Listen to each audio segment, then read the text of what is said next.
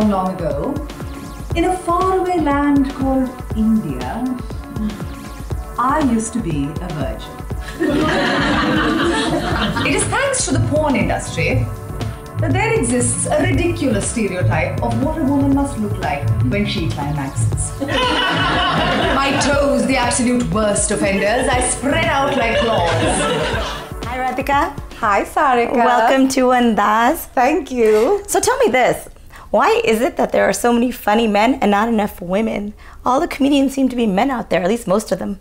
That's true. I mean, no, I think there are lots of funny women. It's just that we're not given permission early on in our lives to go out there and be ridiculous. We're kind of told to sit back and be pretty and beautiful. Yeah. And we listen to them. And I did that for many years. I was just beautiful and quiet. And now that I'm just out there. My dear husband, who seems to think that farting is unladylike, but me squatting on the floor, tongue juggling his beanbags is not. And I think a lot of women don't want to do that anymore, and so we'll see more funnier women than men. Finally. Yeah. Did you always think you were going to be a comedian? Not really, because I grew up in India, no role models for comedy. It was really only after I moved to the US that I started looking at that as a serious professional idea. So maybe about 10 years ago. I was in my 30s by then. Well, the big question is, how did you know you were funny? I still don't know if I'm funny. And I think that that's an insecurity all comedians deal with every day. But, you know, people tell you you're funny. And then I started doing a lot of improv, a lot of like just testing out material in sketch shows and things like that. And it's bit by bit, it just sort of comes a little at a time. And I'm not always funny. I mean, there are tons of times where I've just reached for the joke and it's not funny at all. And that's I was laughing in your act the entire time. That's not true. Thank you, Sarika. Yeah. But Thank still, you I've always wondered this. There's got to be something more than that. Like, you're a comedian. I mean, yeah, there's funny people everywhere, but how did you know that you were funny enough to get on stage and just start talking and make people laugh? You know, I think that a lot of comedians think they're funny, and then some are funnier than others, and that's just how it is, and that's with people as well. It's just an instinct about, you know, what's funny. So maybe some people don't think, I talk a lot about sex in my show, but, you know, a lot of people don't think sex is that funny. I think certain things about sex are funny, and then you just take a chance. Then it's just taking a risk. So let me ask you, your show is kind of R-rated for Indian definitely. female comedians, sure, right? Yeah. So why wasn't it banned in India? Like, why didn't the Shiv Sena come after you? The Shiv Sena doesn't know about me yet. I'm kind of underground at this point in India. I'm waiting for them to ban my show, because then I'm going to be huge. Like, the moment the Shiv Sena comes out saying, don't watch Radhika Vaz, that's when I'm like big time. Yeah. So no, I think they just didn't know enough about the show. They might come after you now. They might come after me now. They didn't know enough about the show. Right. And all the press that I got in India was, again, sort of like, they worked around a lot of the material and just sort of really spoke about me as a comic. So that was cool too. So yeah, I didn't get any negative attention. Don't people look at you as some, you know, sex-obsessed woman on stage? I think a lot of guys do. In Delhi, especially after the show, there were a couple of guys. I was at a party and one guy was trying to explain to this other person who I didn't even know at this party, some completely random stranger.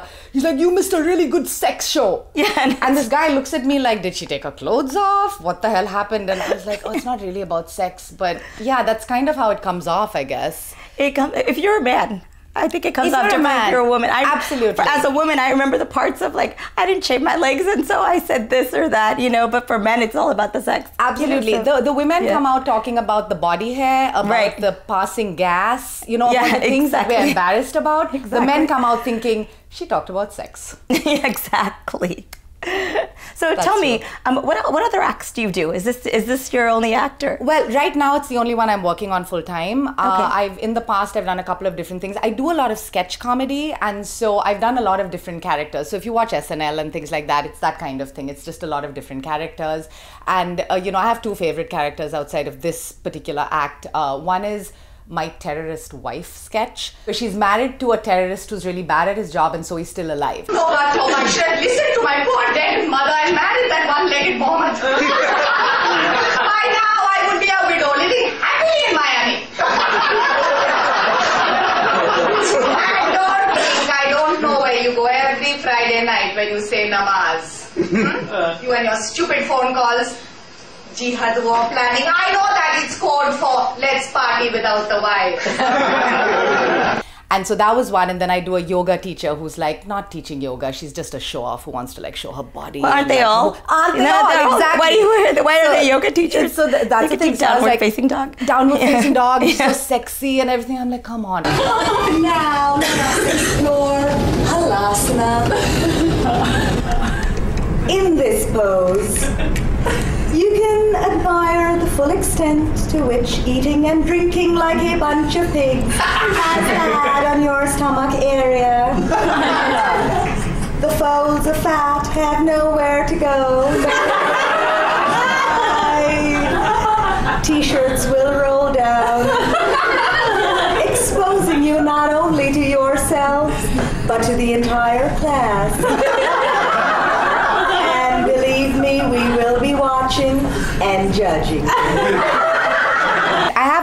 If you're wrapping this up, I have one little thing for you. You I have a little do? present. I have a little present for the host. Oh, you're so And sweet. I know, I'm so nice. You're Oh so God, I sweet. surprised myself, to be honest. So it's a Yeah. t-shirt from my show right now. My show is called Unladylike. And this is for you, Miss Batra. Well, thank you. I love it because I kind of think of myself as a little unladylike. We all unladylike. And unladylike, the definition, by the way, is crass, crude, but never rude. Oh, that is so me. That's me too. Yeah, so me. Thank you so much, You're Radhika. welcome, darling. And for more on Radhika Vaz, please visit our website,